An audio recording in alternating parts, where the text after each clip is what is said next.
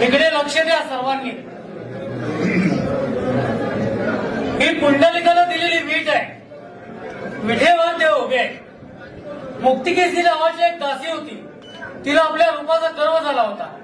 जेव्हा ती देवाच्या दर्शन झाली तेव्हा देवाने तिच्यापेक्षा नाजूक रूप घेतलेले. जेव्हा तिने आपले हात देवाच्या पायावर टेकवले तेव्हा ही पोटरुतलेली जागा आहे. ही कृष्णावतारात गोकुळात गुरे राखायची काठी आहे. हा पितांबरचा सोगा आहे. हा वासनिवेलाचा कतोड आहे. डाव्या हातामध्ये शंख आहे. उजव्या हातात कमल पुष्प आहे. ही ब्रह्मदेवाने जन्म घेतलेली जागा आहे. हे अर्धांगिनी रुक्मिणीवासना स्थान आहे. हे मृगलांचन आहे. हा कौस्तुभमणी आहे. हे मकराकाल कुंडल आहे आणि शिवाकाल मस्तक आहे.